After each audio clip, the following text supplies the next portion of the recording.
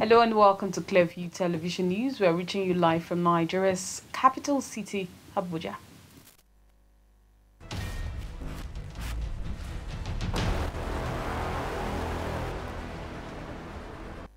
Former Central Bank Governor Charles Soludo dusted 17 others to emerge winner of ANAMBRA governorship election, promises an all-inclusive government. Federal High Court Abuja adjourns trial of detained leader of the indigenous people of Biafra IPOB, Nnamdi Kanu, to January 19, 2022. What an odd world, as 4 kids sentenced to life imprisonment end up being relentless killers.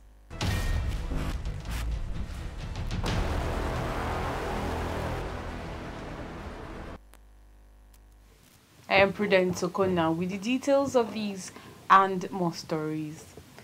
We will be starting on a rather sad note as the senior pastor of the Fountain of Life Church in Ilikpeju, Lagos, Pastor Taiwo Udukoya, in the early hours of this Wednesday announced the death of his wife Nnamdi Udukoya passed on Tuesday, November 9, 2021, after battling with cancer for 2 years.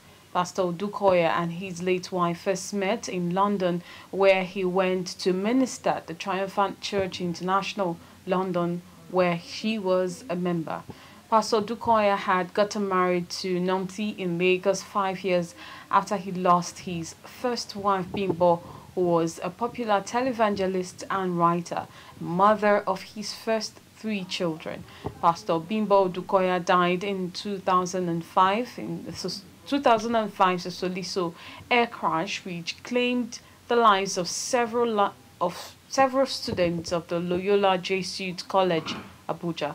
The marriage between late Pastor Nnamdi Udukoya and Pastor Taiwo Udukoya took place at the Civic Center, Lagos, with the likes of Bishop Mike Okonkwo, Bishop David Oyedepo, Pastor Enoch Adeboye, and some top clergymen in attendance. The 47-year-old was a South African by birth and had her first school leaving certificate there. She was a student of Natal College of Education between 1996 and 1999 and held a master's degree from the University of Liverpool. Until her death, Nnamdi was an educationist, life coach, writer, and senior pastor at the Fountain of Life Church. Among dignitaries who have already sent their condolences to the bereaved family are President Muhammadu Buhari, ex-Vice President Atiku Abubakar, her stepchildren Jimmy, Toby, and Tolu Udukoya. In our series of Old World, we want you to meet 4 kids that were sentenced to life imprisonment. Check out what they did and how they are faring now. At the point when you see kids, one would believe them to be sweet and blameless and that they can never harm anybody. Well, that is not the best situation for certain children. Rather than being a kid and having some good times as others do, they ended up being relentless killers. Many people don't realize that kids really go to prison. Well, they even get sentenced to life detainment in case they are viewed very much liable of murder. Clearview TV has studied some literary materials on 4 kids that got condemned to life imprisonment and what they did. Some of them are developed now and have become grown-ups. We start with Lionel Tate. This youngster was only 13 years of age when he got condemned. He is one of the most youthful persons to find some useful task to fulfill sentence. In the year 2001, he beat up his 6 years of age neighbor. The young lady passed on due to the awful beating. Lionel guaranteed that he was simply rehearsing his boxing moves. This is Lionel after a long time in jail.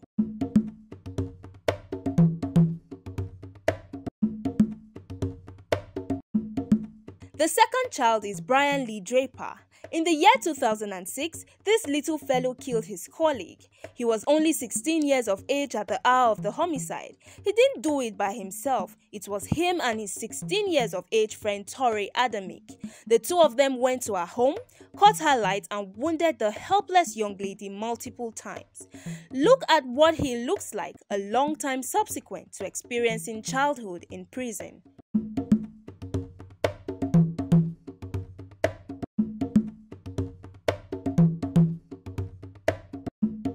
Joshua Phillips committed his homicide when he was only 14 years of age. He killed his 8 years of age neighbor by wounding and choking her to death. He then, at that point, went on to conceal the young lady's body under his bed. It was following some days that the mother saw the body when she was tidying up his room. See him now.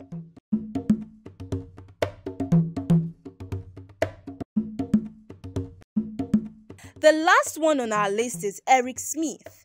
This kid additionally got condemned to life detainment. He was 13 years of age when he killed a little 4-year-of-age kid and killed him with a colossal stone and afterward utilized the stick to sodomize him. He asserted he did this on account of outrage. He was particularly being harassed in school, particularly due to his red hair. Look at him now.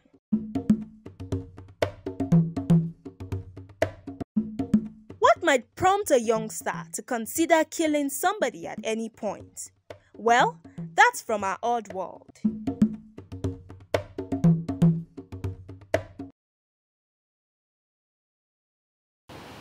Down the political scene, the candidate of the All Progressives Grand Alliance, APGA, Professor Charles Chukwuma Soludo, has been declared winner of the Anambra State Governorship election held on November 6, 2021, announcing the results after the outcome of the supplementary election which took place on Tuesday, November 9.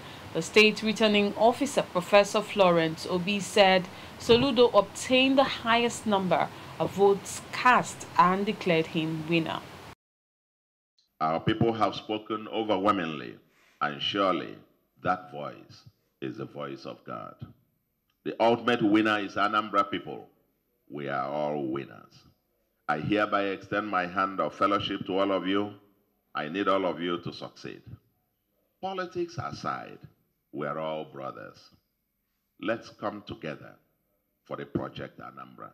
That was Professor Charles Chukwuma Soludo acknowledging his declaration as the winner of the keenly contested Anambra State Governorship election, which held amidst seriously security concerns. Elected by his well-earned victory, the governor-elect says his administration will require all hands on deck to move Anambra State forward. Vice-Chancellor of the University of Calabar and Chief Returning Officer for the Anambra election, Professor Florence Obi, was all smiles for a successful conduct of the poll as she announced the results. That Charles Chukwuma Soludo of APGA, having satisfied the requirements of the law, is hereby declared the winner and is returned elected. Though the winning party, the All Progressive Grand Alliance APGA, has expressed satisfaction with the outcome of the poll, the All Progressive Congress APC thinks otherwise. APC did not sign the result sheets. We did not sign the result sheets because we do not believe in what is written in on the result sheets. APGA is the taproot of politics of this state. We've been here for 15 years and 7.5 months. And anybody who was thinking that they will come here and uproot APGA was on a fantasy journey. According to the electoral umpire, Professor Soludo of APGA, won convincingly in 18 out of 21 local government areas of the state. President Muhammadu Buhari has congratulated Professor Charles Soludo over his landslide victory in the 2021 Anambra governorship election. The Independent National Electoral Commission early Wednesday declared Soludo the winner of the election, which was held on November 6 and concluded on November 9.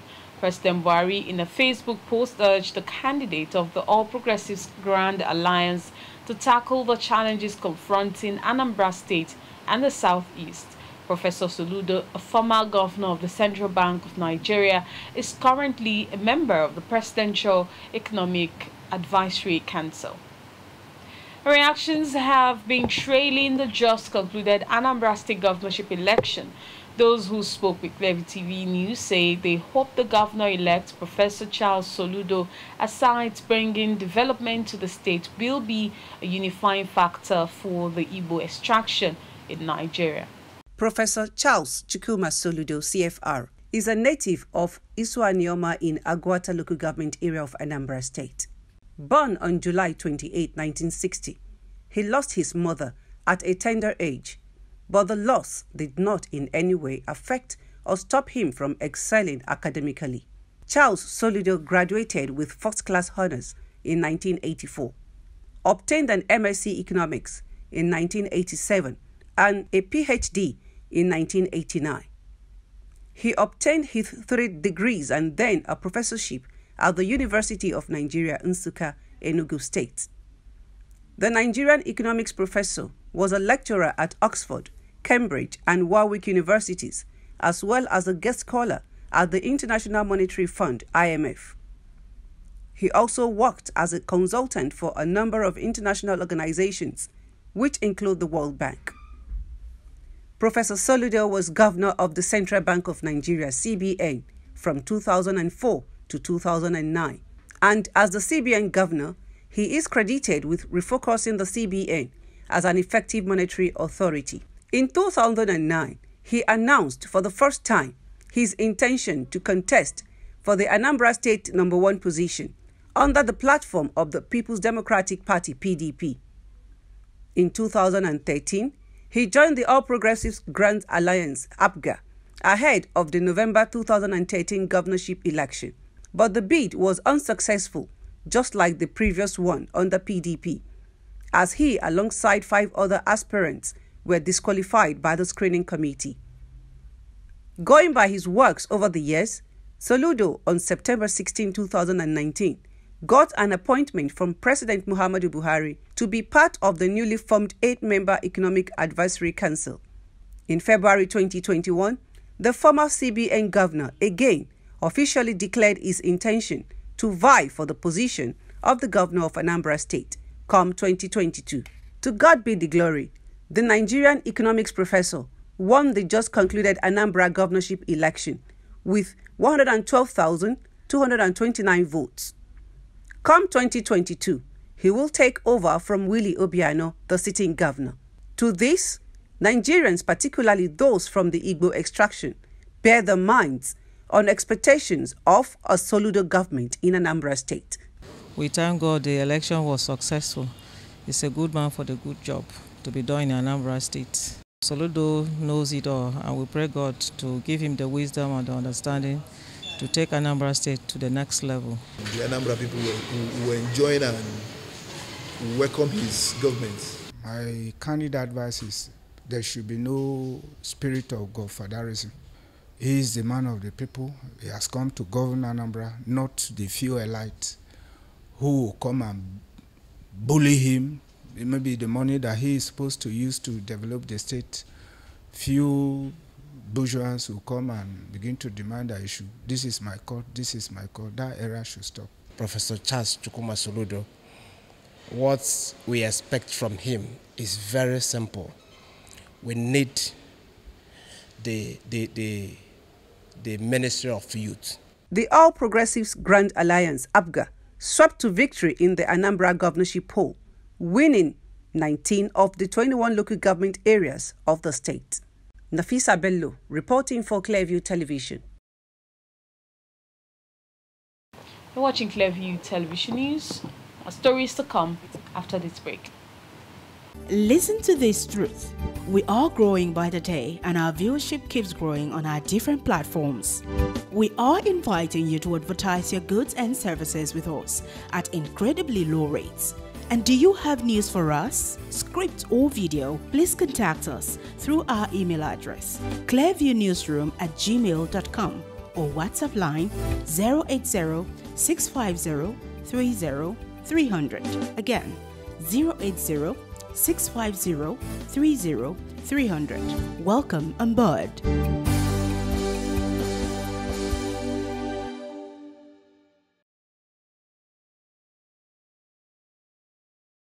Welcome back. Justice Binta Nyako of the Federal High Court sitting in Abuja has adjourned the trial of detained leader of the indigenous people of Biafra, IPOB, Nnamdi Kanu, till January 19th. The adjournment came on the day KANU'S team of lawyers staged a walkout over refusal of operatives of the Department of State Services, DSS, to allow some of them to gain access into the courtroom. Kanu, who was brought into the courtroom around 9:52 a.m. local time, had shortly after his case was called up, complained about the refusal of security agents to allow some members of his legal team, especially his lawyer from the United States of America, Bruce Fein, to enter the courtroom. The IPOB leader told the court that Fein, who he said was handling a case for him in the U.S., was around to witness his trial. Asked by the judge if he was ready to conduct the proceedings himself in the absence of his lawyers, Kanu replied in the negative. The Director of Public Prosecution, MD Abubakar, urged the court to proceed with the trial in the absence of Kanu's lawyers. Abubakar told the court that ordinarily the matter was fixed for hearing for an application that was filed by the defendant. He argued that since Kanu's lead counsel, Ifeanyi Ejiofor, who was initially inside the courtroom, walked out with his team shortly before the arrival of the judge, his pending application should be deemed abandoned. In a short ruling, Justice Nyako expressed displeasure over the conduct of Kanu's lawyers, but declined to dismiss the pending application and rather adjourned the case till January 19 and 20, 2022 for continuation of trial. The Center for Strategic Leadership and Youth Orientation, St. Leo, this Wednesday in Abuja, commenced a one-week training program for 8 state coordinators, with the theme Gaining the Right Skill for Transformational Leadership and Wealth Creation. The participants are also being exposed to appreciating in-depth the importance of national security and unity for the development of a better society. Clearview TV's Florence Joshua was at the opening session and now tells us more. The youth are believed to be the bedrock of every successful nation. It is in this regard that the Center for Strategic Leadership and Youth Orientation, St. Leo Academy, have taken up the mantle to teach, mentor and encourage its members, comprising of about 75,000 youths, to be more productive in making the society a better place. Emeka Felix, lead mentor, speaks on the impact of St. Leo in the society. We are gathering young people across Nigeria because we know that they are the future leaders of today and tomorrow. Gathering them to develop their skills, develop their talents in all ramifications, to be in charge, to remedy the existing situations that is ravaging their struggles in all aspects of the society. They will be equipped to know that nothing is impossible for them to achieve, provided they have dreamt it, they have designed it in their brain and in their hearts. This big table that we have called our society, called our country, how do we work together to make it sustainable and to make it a space that everyone is welcome? The Youth Leadership Seminar, attended by St. Leo coordinators from the 36 states and the FCT, also featured interactions with the officials of the Department of State Security and the Federal Road Safety Corps on the role of young people in national security. We are gathering intelligence for peace, unity, and progress of everybody, from the president, including the last person. Now you know that the DSS exists not just for government. The DSS also exists for you and even for me. Whatsoever value that we add to this country, by the time you light a candle and the candle is to light other candle, you discover that there will be more brightness. So I want to appreciate you coming here at least to learn one or two things that you will take back and give to those that are at home. If you're saying that the youth are going to take their place in destiny in this nation and they are not built, how do they take it? So it is capacity development like this that will bring about their knowledge and will also be able to inculcate into them the right way to develop wealth creation. Collaboration of DSS with Nigerian youth in intelligence gathering. But the presenter, Mrs. Ishak, has made me to understand DSS that we are taking for something else. It's not what we think that they are. They are normal human beings like us. And we can collaborate with them, work with them, and our own interests will be protected. The impact the program has added to my life is that it has helped me to upgrade my mindset and also make me to know some of the things that I don't know before.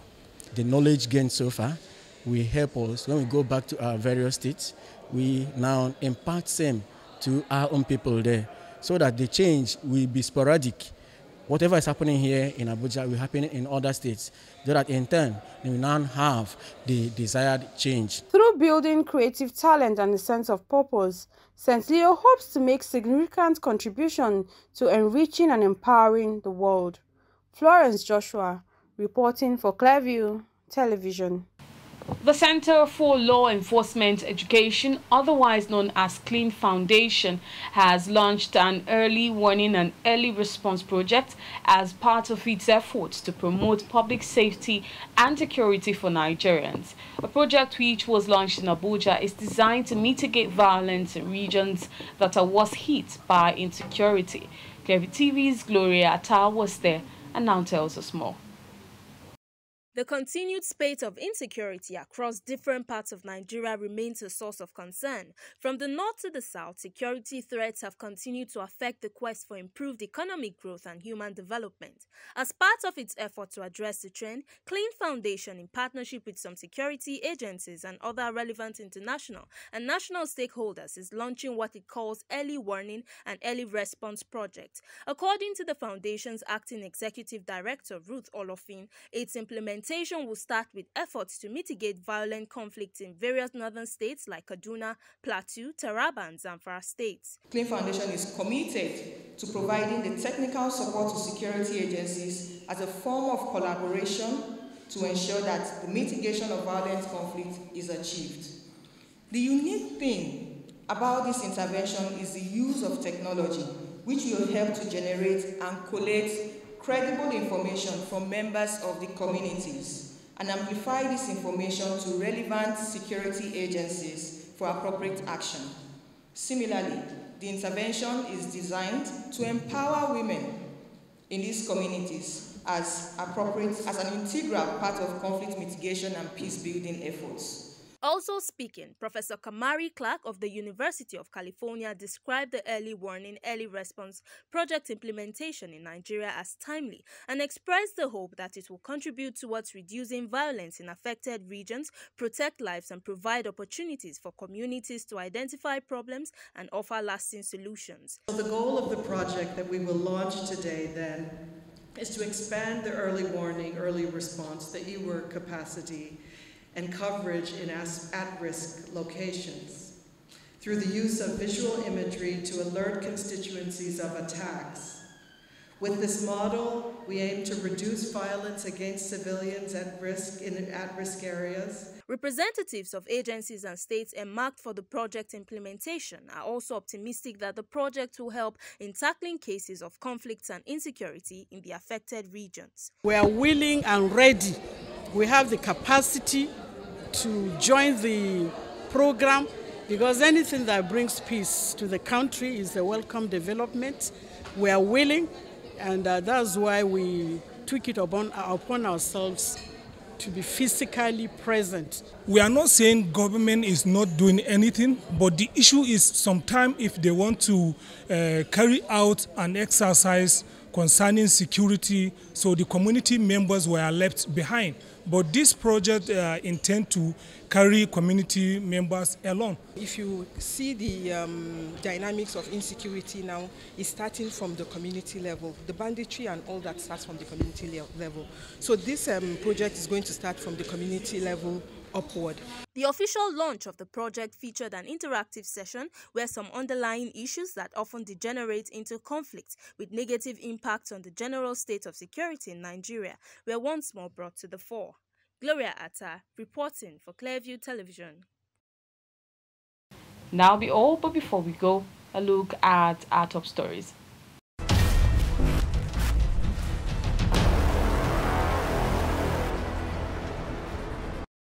A former governor of the Central Bank of Nigeria and professor of economics, Charles Soludo, has promised to run an all-inclusive government after being declared winner of the Anambra State governorship election.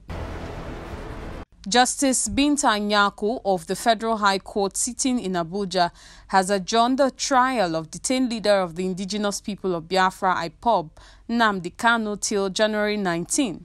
The adjournment followed a walkout by the defense team over refusal of the Department of State Services DSS to allow some of them to gain access into the courtroom.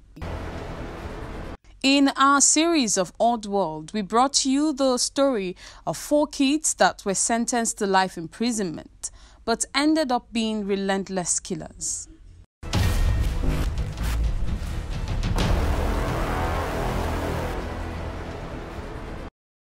Remember to like us on Facebook at Clearview Television, follow us on Twitter at Clearview Online, follow us on Instagram at ClearviewTV_NG. Also remember to subscribe to our YouTube channel on Clearview TV.